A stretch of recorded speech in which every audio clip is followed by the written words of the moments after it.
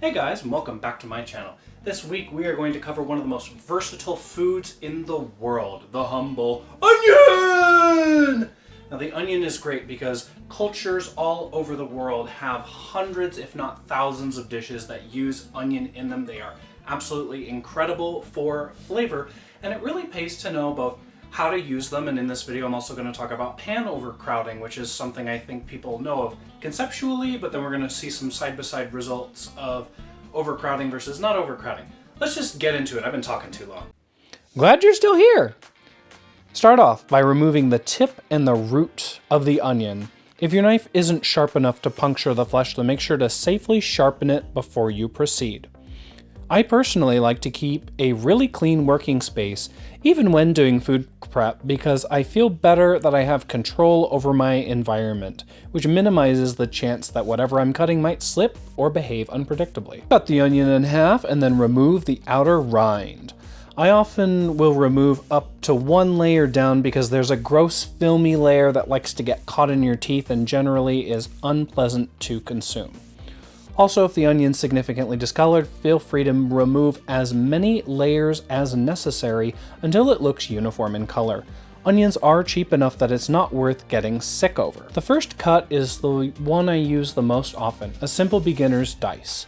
You can adjust the thickness of the pieces to almost any size you like by doing a crosshatch, or you can just slice it in one direction and then throw those bits into a stir fry, fajitas, or other dishes where bigger pieces of onion are more pleasant. Just be aware that the onion slices can stick to your knife almost regardless of how sharp it is, so just brace each slice carefully with your finger to keep everything uniform and neat. When cutting perpendicular to your first cut, make sure you don't force any cuts that don't feel right. If the knife starts to slip or the onion pieces start to go everywhere, don't force it because you'll probably hurt yourself. It's just not worth it, and you're probably already crying due to the fumes. Stick to the wambulance instead of having to call an ambulance and get stitches. The second cut I see a lot in cooking videos is advertised as a very fine, easy dice, so I want to see its merit. There have been 0 practice attempts, no preparation, nothing. You slice the onion perpendicular to its root, which I remove, but hindsight, you know. And then you make 2 cuts into the middle at 45-degree angles before you cut at a regular crosshatch. This not only seems fairly dangerous for new chefs, but it produces results fairly similar to mine, which is not only easier, but safer in my opinion, of course. You decide what you'd like to do. My way is here on the right, the other way is here on the left. For now, I'm sticking with mine. As you can see, I have 3 non-stick pans with oil in them, and I plan to cook onions in the smaller 2, while the third will contain a little oniony surprise. Burners are all set to 70% power for a consistent but lower heat cook. A frequent problem of high heat cooking is that food will burn faster than it will cook unless you're frying something. The first pan will have onions evenly spread out along its cooking surface, maximizing its surface area and ability to caramelize. The second pan is significantly more crowded since it has a smaller surface area. When you first put the onions into the pan, make sure to coat them in the oil that is sitting in it. It helps give them a more even cook and taste. For the most part, you can leave the onions alone during the first 5 minutes. Steam should be rising from your pan as onions sweat their excess water and slowly start to burn.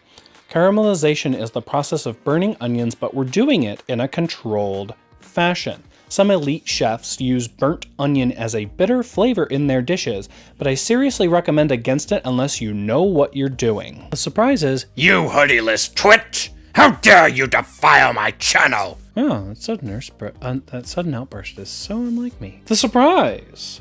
Onion slices! They are one of my new favorite ways to cook onions. They're a delightful and sweet addition to sandwiches, homemade burgers, or just snacks. I literally will just eat them straight. Be careful when putting the slices on the pan though, because they like to just fall apart. You can season them with salt and pepper if you want to give them a little extra flavor. At this point, I'm going to pull the pans of diced onions off and put them on plates so we can compare just how well they've caramelized. I decided to leave the smallest pan on the heat for an additional 5 minutes to give it an extra chance to catch up. So this first one here is the smaller pan. Compare it to the second, slightly larger pan. Do you see the difference? The one on the right is much more evenly cooked and deliciously caramelized. This is why you need to not put too many things into your pan when you're cooking. You'll alter the taste, and it won't necessarily be for the better. My onion slices turned out perfectly, of course, and I had a great time devouring them while editing this video. Thank you so much for watching. If you enjoyed this video, make sure to hit that like button, and if you're new here, make sure to subscribe for more. I post twice a week on Wednesdays and Saturdays. If you have had anything you'd like to add, please let me know in the comments below, and I'll see you next time. Take care.